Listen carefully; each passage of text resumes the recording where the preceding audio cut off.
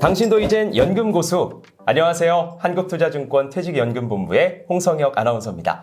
이 다사다난한 2022년이 지나고 어느덧 2023년 새해가 밝았습니다. 하지만 1월 효과의 기대는 무색하게 장 분위기는 좋지 않게 시작되었는데요. 그래도 올 한 해도 퇴직연금을 잘 운용할 수 있도록 안내드리는 게 제 업무이기 때문에 이 시청자분들의 퇴직연금을 위해서 오늘도 힘차게 시작하려고 합니다. 자, 오늘의 주제 2023년 시장 전망과 퇴직연금 투자 전략, 저희 본부 투자 전략 전문가이신 윤나연 차장님과 함께 알아보도록 하겠습니다. 안녕하세요, 차장님. 네, 안녕하세요. 한국투자증권 퇴직연금본부의 윤나연 차장입니다. 네, 반갑습니다, 차장님. 자, 그럼 질문을 한번 드려보겠습니다. 이 퇴직연금을 잘 운용하기 위해서 이번 2023년 시장 전망 어떻게 되는지 간단히 살펴볼 수 있을까요? 네, 일단 작년 시장을 먼저 반추를 해보면 금융위기를 연상시킬 정도로 어려운 한 해였습니다. 포스트 코로나 후폭풍으로 급격하게 물가가 오르고 가파른 긴축 기조로 주식, 채권, 부동산 모두 두 자릿수의 하락을 기록을 했는데요. 이렇게 전체가 동조화돼서 큰 폭으로 하락한 적은 역사상으로도 이례적인 상황이었습니다. 네, 이 어느 매체에서는요, 작년 장을 2008년 금융위기랑 비슷하다라고 이야기를 또 하더라고요. 네, 그래서 저도 2008년 금융위기만큼이나 힘들었다고 생각이 들더라고요. 그래서 2008년도에는 주식시장이 40% 정도 크게 하락하기는 했지만 채권은 5% 정도 오르면서 자산 배분 효과가 있었는데 작년은 주요 자산군이 동반 하락했습니다. 작년은 제 생각보다도 훨씬 더 힘들었을 것 같습니다. 이 요즘 같은 시장은 사실 어느 누구도 경험해보지 못했던 시장이기 때문에 더욱더 정확한 예측이 힘들 것 같다고 생각을 하는데, 그래도 차장님께서는 현 상황 금년 투자 전략을 말씀해 주실 수 있을 것 같습니다. 어떤 전략이 유효할까요? 네, 올해는 자산 배분 is back 이 키워드입니다. 작년이 물가 상승과 글로벌 긴축 기조였다면 올해는 물가 안정과 긴축 사이클의 마무리 국면을 기대하고 있습니다. 대신 올해는 높은 수준에서 물가가 유지되고 경기 침체 국면에서 낮은 성장률이 예상되기 때문에 또 다른 어려운 시장으로 보여집니다. 자산 배분에 더욱 신경을 써야겠습니다. 이 경기 사이클상 올해는 경기 침체 국면을 지나는 한 해가 될 것 같습니다. 근데 차장님, 이제 2023년 통을 보면 기간이 길잖아요. 그래서 저희가 이 상반기랑 하반기로 나눠서 생각을 해보면 좋을 것 같은데, 상반기 투자 어떻게 하면 좋을지 정리를 부탁드리겠습니다. 네, 대부분 지금 주요 리서치에서는 상반기에는 채권, 하반기에는 주식의 상대적인 선호도가 높겠다라고 하고 있습니다. 그래서 상반기에는 채권 투자에 좀 더 관심을 가져야겠고요. 국채는 지금 금리가 급등을 하면서 큰 폭으로 하락을 한 자산이지만 올해부터는 금리 인상의 마무리 국면에 진입을 하면서 추가적인 자본 손실은 좀 제한적일 것으로 보여집니다. 표를 보시면 2022년 연말에 10년 만기 미국채 수익률이 4% 정도 내외입니다. 2010년부터 10년 동안 지속된 1, 2%대 금리와 비교하면 높은 수익률입니다. 향후에 물가가 안정화된다면 인플레이션도 충분히 해지할 수 있는 수준이라고 생각이 듭니다. 최근에 채권 금리가 무섭게 올라갔습니다.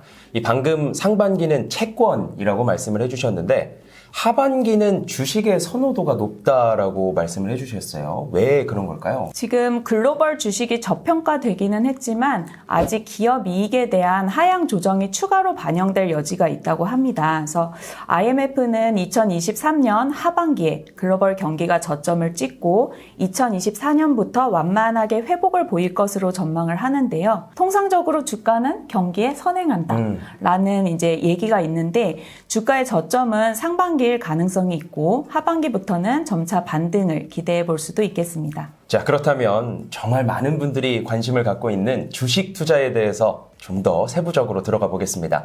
이 제 생각에는 고금리 상황이 금년에 지속될 거라고 생각이 되고, 또 경기 침체도 고려를 해야 할 것 같은데, 그래서 이 성장주보다는 가치주가 유리하지 않을까 생각이 되는데요. 네, 맞습니다. 올해 연준의 금리 인상은 종료가 되겠지만 그게 금리 인하를 뜻하는 게 아니고 높은 금리에서 일정 기간 유지될 것으로 예상을 하고 있습니다. 따라서 성장주보다는 가치주에 유리한 국면이 조금 더 이어질 것 같습니다. 자, 그럼 지금까지 말씀해 주신 내용을 한눈에 볼 수 있도록 정리 한번 부탁드리겠습니다. 네, 올해부터는 저성장 고물가 시대가 도래하면서 모든 자산의 기대 수익률이 낮아질 수밖에 없습니다. 인구 고령화나 기후변화, 글로벌 공급망 재편과 같은 이슈들이 장기적으로 인플레와 고금리 환경을 유지시킬 수 있기 때문입니다. 투자 환경이 조금 달라지고 있는 거고요.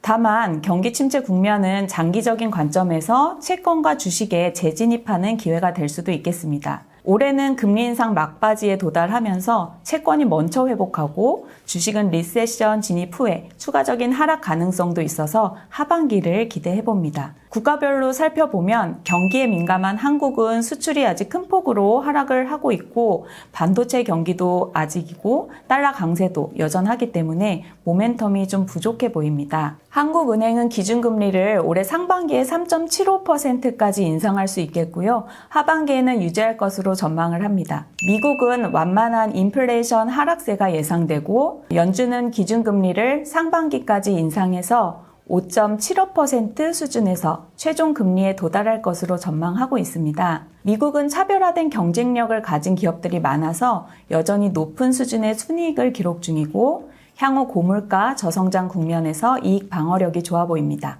유럽은 전쟁과 천연가스 부족으로 경기 침체 가능성이 미국보다 더 높고 특히 미국과는 달리 인플레 고점을 아직 통과하지 못한 상황입니다. 그간 어려웠던 중국은 코로나 봉쇄로 2022년에 3%대 낮은 성장률을 보였는데요.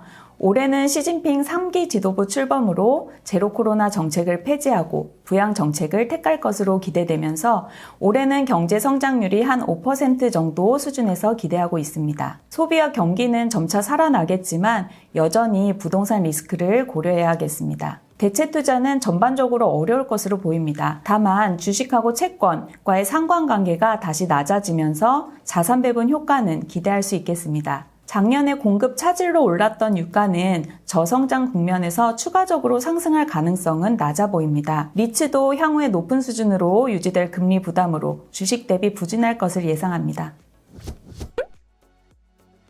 네, 그럼 2023년 시장 전망을 바탕으로 해서 올해 퇴직연금 어떻게 투자할지 체크해 볼까요? 네, 올해는 자산 배분 효과가 살아나고 퇴직연금 제도에 디폴트 옵션이 도입이 되면서 TDF 등 자산 배분 펀드의 급격한 성장이 기대됩니다. 두 번째로는 ETF 성장세도 계속될 것으로 보입니다. ETF는 황금성 저보수의 장점에 더해서 다양한 ETF가 출시되고 있어서 액티브 ETF에 대한 선호가 지속될 것 같아 보입니다. 또한 금리 인상은 종료되지만 높은 수준의 실질 금리가 유지되면서 성장주보다 가치주가 유리한 국면이 될 것으로 예상됩니다.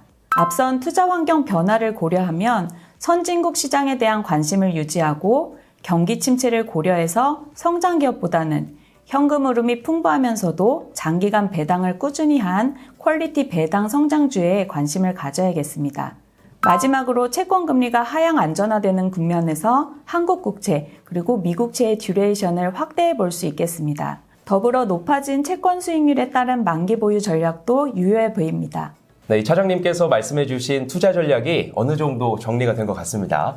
근데 저희 구독자분들이 보셨을 때 상품을 찾기가 어려울 수 있을 것 같아요. 그래서 상품도 몇 가지만 콕 집어서 말씀해 주실 수 있을까요?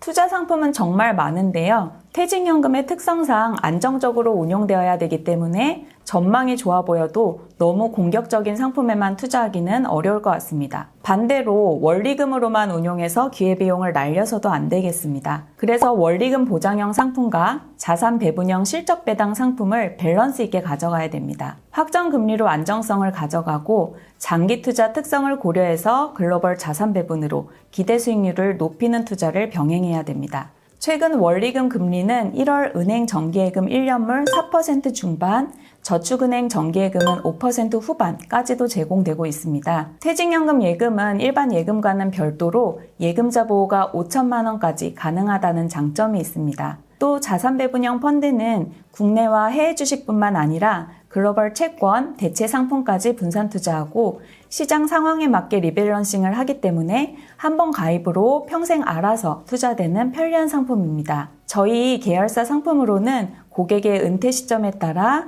주식과 채권의 비중을 조절해주는 한국투자, 알아서 TDF가 대표적입니다. 추가로 고객님이 직접 시장 전망에 따라서 액티브하게 투자하기를 원하시면 펀드와 ETF를 활용해서 분할 매수하실 수도 있겠습니다.